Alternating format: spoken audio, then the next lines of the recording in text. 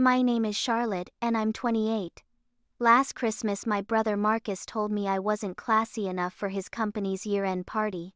He said my presence would embarrass him in front of his colleagues and his new fiancée Jessica. What he didn't know was that I'd already received my own invitation, not as his plus one but as the keynote speaker. You see, while Marcus thought I was just his unemployed little sister living paycheck to paycheck, I'd been quietly building something that would change everything between us forever. Before we dive into this family revenge story, let me know where you're watching from in the comments. If you're ready to see how family loyalty can be tested and karma delivered, hit that like button and subscribe, because this story gets absolutely wild. Trust me, you won't want to miss what happens when the truth finally comes out at that party. Growing up, Marcus and I were typical siblings, competitive but close. He was 3 years older and always made sure I knew it. When we were kids, it was harmless big brother stuff. He'd hide my toys, claim the last piece of cake, and tell me I was adopted when mom wasn't listening. I thought it was normal sibling rivalry until we reached adulthood and nothing changed. Marcus graduated from business school and landed a job at Hartwell & Associates, one of the city's most prestigious consulting firms. He made good money, drove a BMW, and lived in a downtown loft that cost more than most people's annual salary. Meanwhile, I took a different path. After college, I bounced between odd jobs, waitressing, retail, freelance writing, trying to figure out what I wanted to do with my life. To Marcus, my unconventional career journey was proof that I lacked ambition and direction. He never missed an opportunity to remind me of this, especially during family gatherings. "When are you going to get a real job, Charlotte?" he'd ask in front of our parents, his tone dripping with condescension. "You can't live like a college student forever." Our parents, bless them, tried to stay neutral, but I could see the worry in their eyes. They wanted both their children to be successful, and by traditional measures, only Marcus was meeting expectations. This dynamic gave him even more ammunition to use against me. The worst part wasn't his constant criticism, it was how he excluded me from his life. When he got promoted, he celebrated with colleagues but didn't invite me. When he started dating Jessica, he introduced her to our parents but made it clear she was too sophisticated to hang out with me. He treated me like an embarrassing secret, something to be hidden away when his real life was on display. Jessica fit perfectly into Marcus's world. She was beautiful, had an MBA from Northwestern, and worked in marketing for a Fortune 500 company. She drove a white Tesla, wore designer clothes, and spoke fluent French. Everything about her screamed success and refinement, everything Marcus thought I wasn't. What made it worse was that Jessica seemed genuinely nice when we first met. She asked about my writing and seemed interested in my travel stories from when I'd backpacked through Europe after college. But as time went on, I noticed her attitude shift. She started speaking to me the way Marcus did, with barely concealed pity and superiority. The breaking point came last November. Marcus called me on a Tuesday evening, which was unusual since we rarely talked unless it was about family events or emergencies. "Hey Charlotte, I need to talk to you about something," he said, his voice carrying that familiar patronizing tone. "What's up?" I asked, immediately on guard. "So you know how Hartwell throws this huge year-end party every December. It's a really big deal. All the major clients are there, the partners, everyone who matters in the industry." I waited, sensing where this was going. "Well, Jessica and I are going together, obviously. And I know in the past you might have expected me to bring you as my guest, but this year, I don't think it's a good idea." "Why not?" I asked, even though I could guess his answer. "Charlotte, you have to understand, this isn't just a party. It's a networking event. These are serious business professionals, people who run major corporations. The way you dress, the way you talk about your jobs," he actually used air quotes over the phone, "it's just not the image I need to project right now. I'm up for senior associate, and I can't afford any complications." The silence stretched between us. I was too shocked by his bluntness to respond immediately. "I'm not saying you're not great in your own way," he continued, his tone softening slightly as if he realized how harsh he'd sounded. "It's just that you're not really classy enough for this crowd." You know what I mean? I knew exactly what he meant. In his mind, I was the family disappointment, the sister who couldn't get her act together, who would show up in some thrift store dress and embarrass him in front of the people whose opinions mattered to his career. I understand, I said quietly. Thanks for being honest. I knew you'd get it. You've always been cool about stuff like this. Maybe we can grab dinner the next week or something, just the three of us. After I hung up, I sat in my small apartment staring at the rejection letter I'd received that morning from yet another magazine. For a moment I let myself feel the full weight of his words. Not classy enough. Not sophisticated enough. Not successful enough. But then something interesting happened. Instead of crying or calling our parents to complain, I started laughing. It began as a bitter chuckle but grew into genuine amusement. Marcus thought he knew everything about my life, but he was about to learn just how wrong he'd been. You see, for the past 2 years, while he'd been dismissing my freelance writing as a cute hobby, I'd actually been building something much bigger. Those odd jobs and travel experiences he mocked had given me material for a blog that had quietly grown into something substantial. What started as travel stories and lifestyle content had evolved into investigative pieces about corporate culture and workplace ethics. My pseudonym was Charlotte Mitchell, close enough to my real name that I'd remember to respond to it, but different enough that Marcus had never connected the dots. Under that name, I'd exposed 3 major corporate scandals, landed a book deal, and been invited to speak at conferences across the country. The irony was delicious. After I hung up, I sat in my small apartment staring at the rejection letter I'd received that morning from yet another magazine. For a moment I let myself feel the full weight of his words. Not classy enough. Not sophisticated enough. Not successful enough. But then something interesting happened. Instead of crying or calling our parents to complain, I started laughing. It began as a bitter chuckle but grew into genuine amusement. The morning after Marcus's phone call, I opened my laptop to an email that made me smile for the first time in weeks. It was from Dr. Patricia Hartwell, the founder and CEO of Hartwell and Associates, Marcus's boss's boss's boss. Dear Miss Mitchell, it read, we would be honored to have you as our keynote speaker for our annual year-end celebration. Your recent work exposing workplace harassment and corporate accountability has been groundbreaking, and we believe our team would benefit tremendously from your insights. Please let us know if December 15th works for your schedule. I reread the email 3 times, each time feeling more amused by the cosmic joke of it all. Not only was I invited to Marcus's exclusive party, I was the guest of honor. For the past 18 months, I'd been investigating a story that started with a tip from a former Hartwell employee. She'd reached out after reading my piece about toxic workplace cultures, claiming her previous employer had systematic issues with discrimination and harassment that were being covered up by management. What she didn't know was that her former employer was the same firm where my brother worked. Initially, I'd hesitated to pursue the story because of the connection to Marcus. But as I dug deeper, the evidence became impossible to ignore.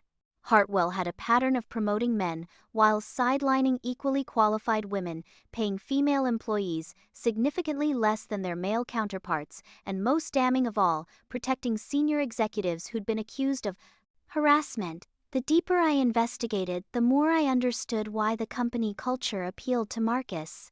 It rewarded the kind of old boys club mentality that he'd always embodied, the belief that success came from connections, appearances, and knowing how to play the game rather than actual merit.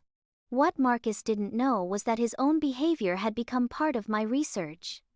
During family gatherings, I'd started paying closer attention to how he talked about his female colleagues. He'd casually mention how emotional women got during negotiations, how clients preferred working with men because they were more rational, and how the women in his office were too sensitive to handle high-pressure situations. I documented everything, not initially planning to use it but keeping records nonetheless. His casual sexism combined with what I was learning about Hartwell's culture painted a clear picture of how these attitudes weren't just personal character flaws, they were symptoms of a much larger institutional problem. The breakthrough in my investigation came from an unlikely source, Jessica. During a family barbecue in September, she'd had too much wine and started complaining about her own workplace challenges. She mentioned how frustrated she was that companies like Hartwell still existed, where women had to work twice as hard for half the recognition. Marcus doesn't get it, she'd said, glancing around to make sure he wasn't listening. He thinks everything's equal now, but he has no idea what it's like. The stuff I hear from friends who work at his company. It's like the 1950s over there. That comment led me to Jessica's network of female friends in similar industries. Through careful interviewing and fact-checking, I built a comprehensive case study of how companies like Hartwell perpetuated gender inequality while maintaining a progressive public image.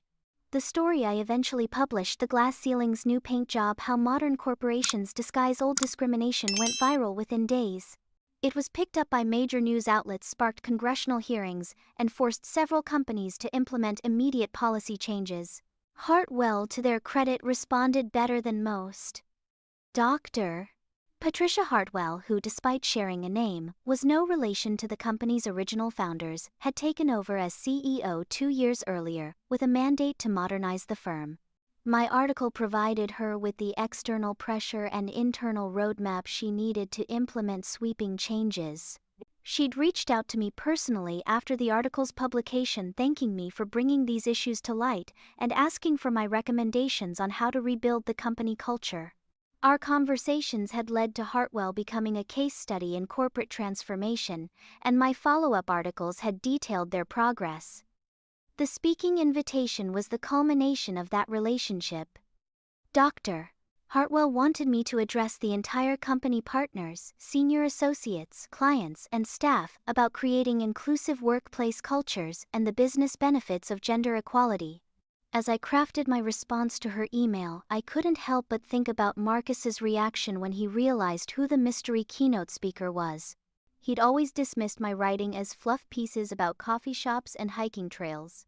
He had no idea that Charlotte Mitchell, the journalist whose work he'd probably read in Forbes and Harvard Business Review, was the same sister he'd deemed not classy enough for his precious party. The delicious irony went even deeper. My investigation had specifically highlighted how companies like Hartwell promoted men like Marcus, competent enough to do the job, but lacking the self-awareness to recognize their own privilege. He'd become an unwitting case study in my research, a perfect example of how systematic bias allowed mediocre men to rise while exceptional women struggled for recognition. I spent the next several weeks preparing my keynote speech, carefully crafting it to be professional, insightful, and devastating. I wouldn't mention Marcus by name, but anyone who knew both of us would recognize the personal inspiration behind my academic analysis of workplace discrimination. The speech would cover 3 main points: how unconscious bias manifests in everyday workplace interactions, why diversity isn't just a moral imperative but a business necessity, and how individual employees can recognize and interrupt discriminatory patterns in their own behavior. Each section would include case studies and examples drawn from my research at Hartwell and other companies. Marcus would sit in that audience, listening to his own attitudes and behaviors, being dissected and criticized, never realizing that his unsuccessful sister had not only achieved everything he'd always wanted: recognition, respect, influence, but had done it by exposing the very system he'd tried to exclude her from. As December 15th approached, I found myself in an interesting position. I could have called Marcus and told him about my speaking engagement, watching him scramble to backtrack his earlier comments. I could have shown up and surprised him, enjoying the shock on his face when I took the stage. But I decided on a different approach, one that would give him every opportunity to reveal his true character. 3 days before the party, I called him. "Hey Marcus, I've been thinking about what you said last month." I began, keeping my voice neutral. "About the party. Yeah, I figured you'd understand. You're pretty cool about stuff like that. Actually, I wanted to ask you about something. Have you heard of a journalist named Charlotte Mitchell?" There was a pause. "Yeah, actually. She's been writing some pretty heavy stuff about workplace issues." "Why, I was just curious about your opinion on her work. I've been reading her articles." "Oh, that stuff." His tone immediately shifted to dismissive. "I mean, she's obviously talented, but she's got this whole feminist agenda, you know. Everything's about sexism and discrimination. Sometimes I think people like her are looking for problems where they don't really exist." My grip tightened on the phone. "Interesting. What did you think about her piece on Hartwell specifically?" "God, that was a nightmare for us. Dr. Hartwell brought in all these consultants and made us sit through sensitivity training. It was like being in kindergarten again. And the ironic thing is, Charlotte Mitchell probably knows nothing about how real businesses actually operate. It's easy to criticize from the outside, Do you think her criticisms were valid? Look, Hartwell's a good company. We hire women, we promote women. But this Mitchell woman made it sound like we're some kind of boys' club from the 50s. She cherry-picked a few disgruntled ex-employees and turned it into this huge exposé. It was pretty irresponsible journalism if you ask me. I took a deep breath. Well, I hope you're ready for some cognitive dissonance at your party. What do you mean nothing? I think you might find the evening more educational than you expect. After hanging up, I felt a mix of anger and sadness. Marcus hadn't just dismissed my work, he'd completely missed its value and importance. Even when forced to confront evidence of discrimination in his own workplace, he'd chosen denial over self-reflection. But his reaction also confirmed something important: he genuinely had no idea who Charlotte Mitchell was. Despite reading my articles and discussing my work, he'd never connected it to his unsuccessful sister. This gave me the perfect opportunity to let him reveal his true attitudes, without any external pressure to perform or pretend. The night before the party, I had dinner with our parents. They asked about my latest writing projects, and for the first time I told them the truth about my career. You mean you're Charlotte Mitchell? My mother asked, her eyes wide. I've been sharing your articles on Facebook for months. I had no idea. My father shook his head in amazement.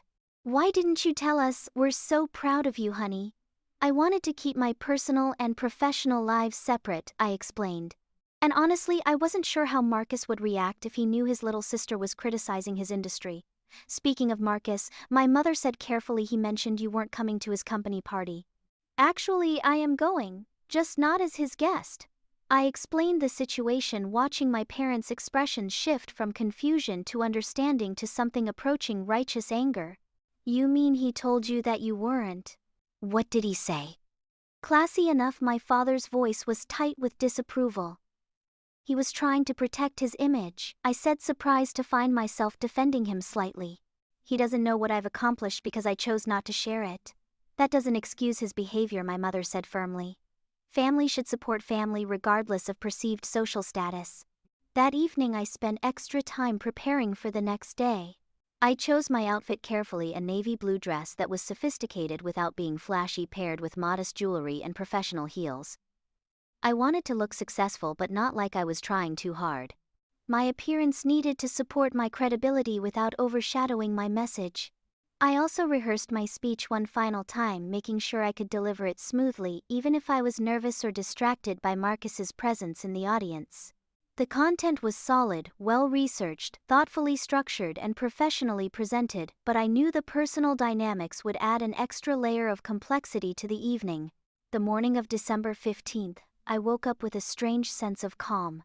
For months, I'd been carrying the weight of Marcus's dismissal and exclusion. Tonight that weight would finally be lifted, not through confrontation or argument but through demonstration. I wouldn't need to prove my worth to Marcus or anyone else. My work spoke for itself. The invitation to speak at Hartwell proved my professional credibility. The positive changes implemented at the company because of my reporting demonstrated the real-world impact of my work. But beyond professional vindication, tonight would reveal something more important about family relationships. It would show whether Marcus was capable of growth and self-reflection when confronted with evidence that challenged his assumptions. It would test whether our sibling bond was strong enough to survive the revelation of his prejudices and my successes. As I drove to the Hartwell building that evening, I thought about all the women whose stories had contributed to my research. The former employees who'd risked retaliation to speak truth to power. The current employees who trusted me with their experiences.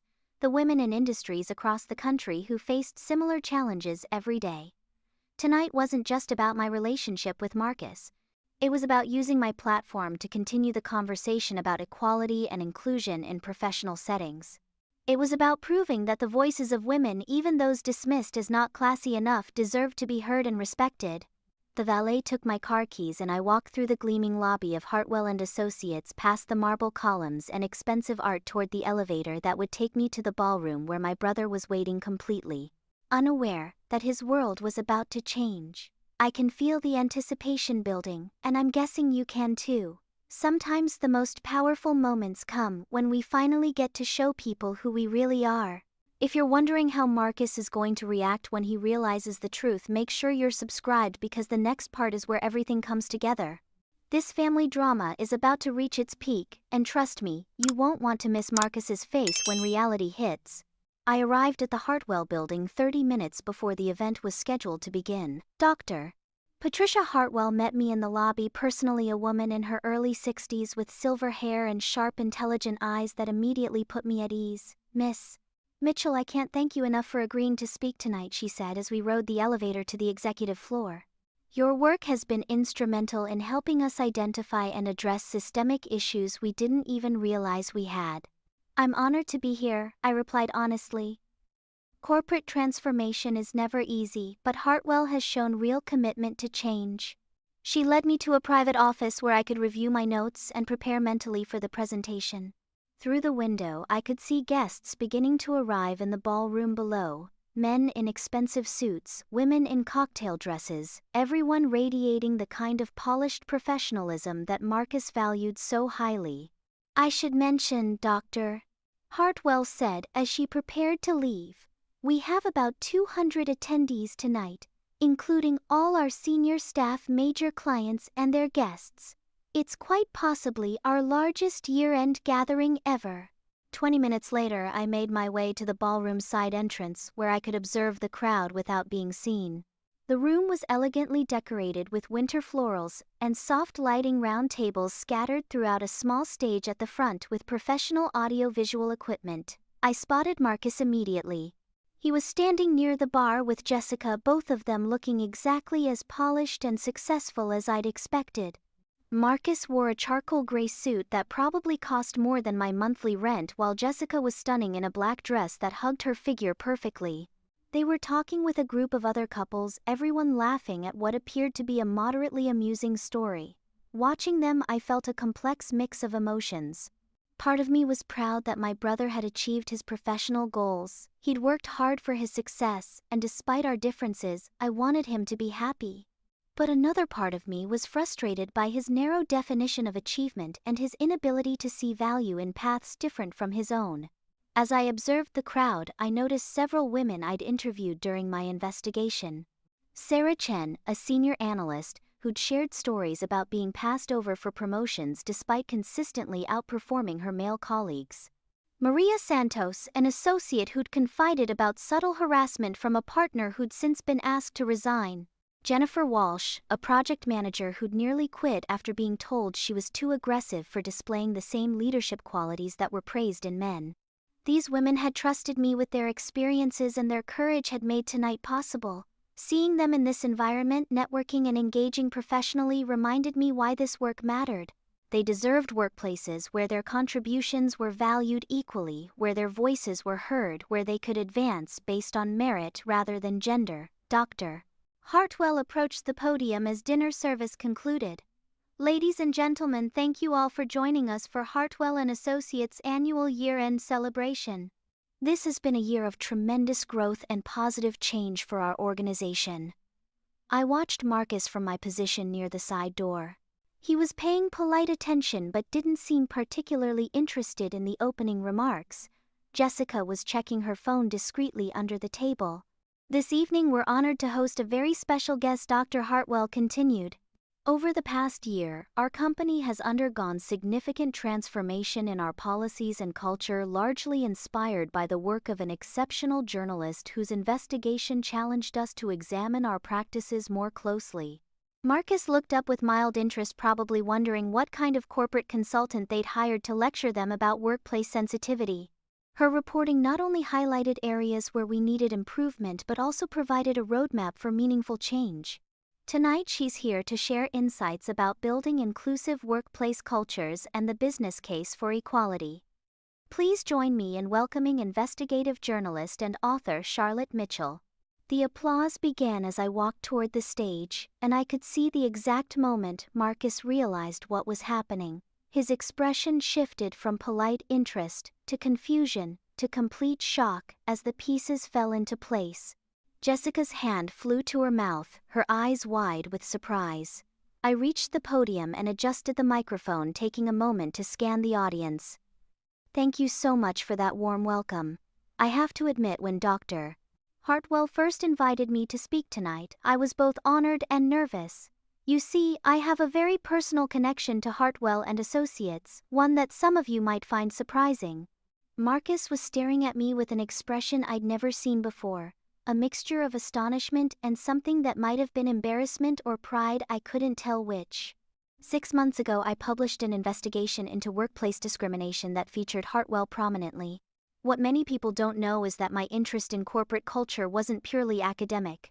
I've spent my entire adult life watching someone I care about navigate the professional world, and I've seen firsthand how certain attitudes and assumptions can shape career trajectories. I could see people beginning to murmur among themselves, trying to understand the personal angle I was hinting at. That person happens to be my older brother Marcus Thompson, who works here as a senior associate. The murmur grew louder as heads turned toward Marcus's table. He had gone completely pale, and Jessica was gripping his arm, probably as shocked as he was. Now, before anyone worries, this isn't going to be a family therapy session disguised as a keynote speech, I said with a slight smile, earning some nervous laughter from the audience. Marcus had no idea I was Charlotte Mitchell when he invited me to. Well, actually, when he specifically didn't invite me to tonight's event. The laughter grew more genuine now, and I could see some people looking back and forth between Marcus and me with amused understanding. He told me I wasn't classy enough for this gathering, and honestly, he wasn't entirely wrong.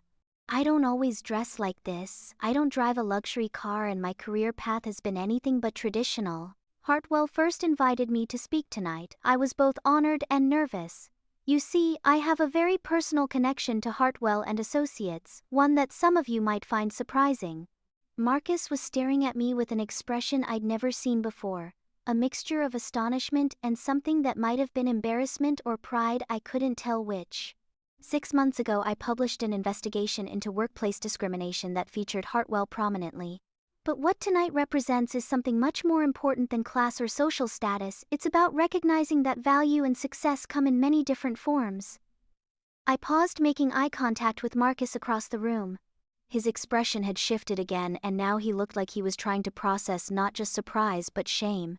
Success in corporate America isn't just about merit, it's about fitting into existing power structures, about conforming to traditional definitions of leadership and professionalism.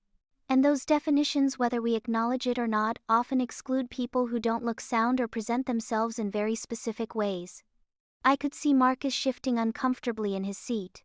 Several of his colleagues were glancing in his direction, probably wondering how he was processing this very public revelation about our family dynamics. When I first started investigating Hartwell, I thought I was writing about a company that discriminated against women. What I discovered was something more nuanced, a culture that rewarded certain behaviors and personalities while overlooking others.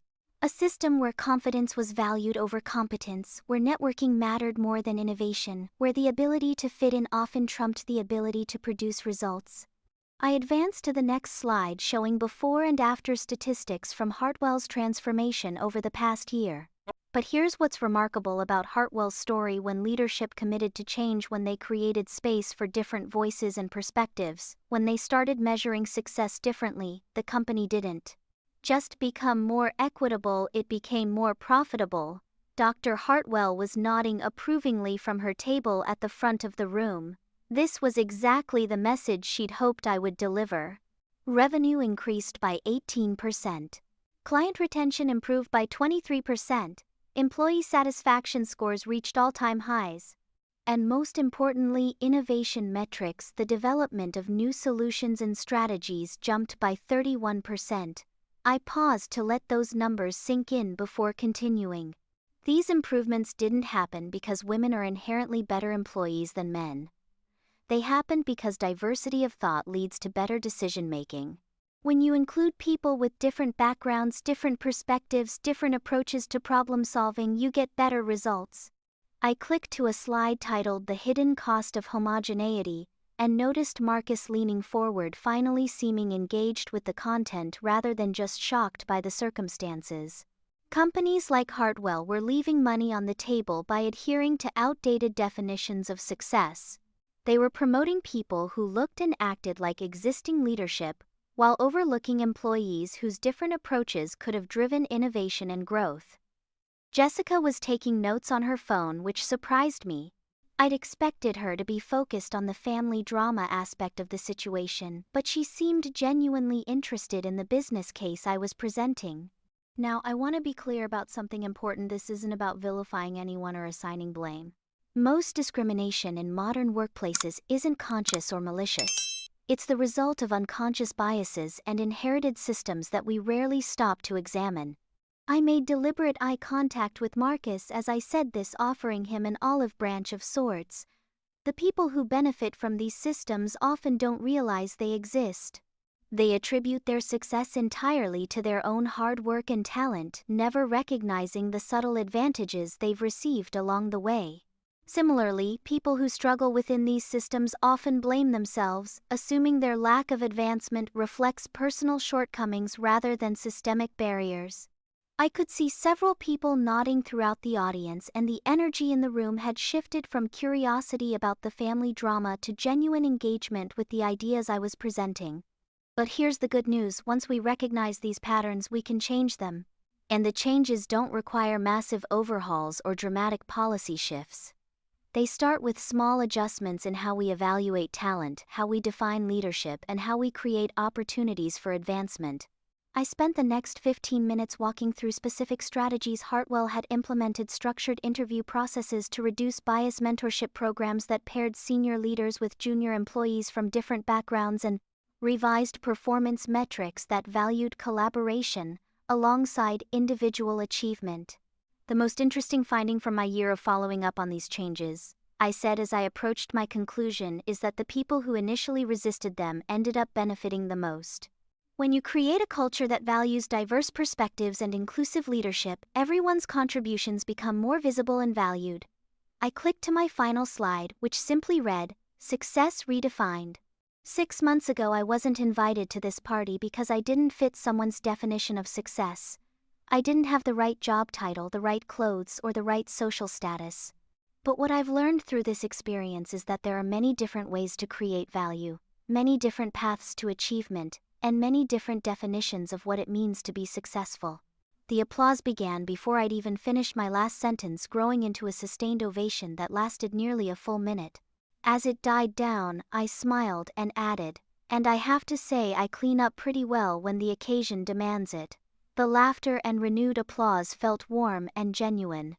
I could see people throughout the audience looking back toward Marcus's table with expressions that ranged from amused to impressed to thoughtful. Dr.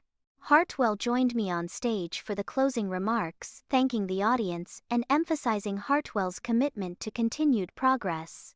As people began to mingle and move toward the reception area, I stepped down from the stage and found myself immediately surrounded by employees wanting to continue the conversation. Sarah Chen was among the first to approach me. "I can't tell you how much it means to see you up there tonight," she said quietly. "When I first reached out to you about my experiences here, I never imagined it would lead to this kind of change." Maria Santos joined us along with several other women I'd interviewed during my investigation. "The company feels completely different now," she said. "Not perfect, but so much better. Thank you for taking our stories seriously." As I talked with them, I kept one eye on Marcus, who was still sitting at his table with Jessica, both of them deep in what appeared to be a serious conversation. I wondered what he was thinking, how he was processing everything he'd learned about my career and his own assumptions. The speech would cover 3 main points: how unconscious bias manifests in everyday workplace interactions, why diversity isn't just a moral imperative but a business necessity, and how individual employees can recognize and interrupt discriminatory patterns in their own behavior. Each section would include case studies and examples drawn from my research at Hartwell and other companies. "You don't have to say anything right now," I replied. "I know this is a lot to process. When Dr. Hartwell said Charlotte Mitchell, I thought it was just a coincidence." "I mean, what are the odds?" He shook his head, still looking stunned. "All this time you've been, God, Charlotte, you're famous in our industry. People quote your articles in meetings." "I've quoted your articles in meetings." "While dismissing your actual sister as unclassy," I pointed out gently. He winced. "Yeah. About that. Marcus turned to face me fully, his expression serious. I owe you the biggest apology of my life. What I said to you about not being good enough for this party, it was cruel and wrong and completely unfair. It was, I agreed. But it also taught me something important about family success and what really matters. Jessica returned to the table, her face flushed with excitement. Charlotte, I had no idea. I've been following your work for months. That article about corporate culture transformation is required reading in my department now. Thank you, I said. Though I have to admit this whole situation has been surreal from my perspective too. Marcus looked between Jessica and me. I feel like such an idiot. My own sister is this accomplished journalist and author, and I've been treating her like she needed my help to figure out her life. You weren't wrong about everything I said, surprising him. I was struggling professionally for a while. I did bounce between jobs and I wasn't making much money. But that period taught me things about resilience, adaptability, and empathy that became essential to my success as a journalist. But why didn't you tell us? Jessica asked. Your family had no idea what you'd accomplished. I considered the question carefully. Honestly, partly because I wanted to prove I could succeed on my own terms without trading on family connections or expectations. And partly because I was hurt by Marcus's attitude and wanted to see if he'd eventually recognize my worth without external validation. Marcus groaned. I failed that test spectacularly. You failed the first part, I admitted.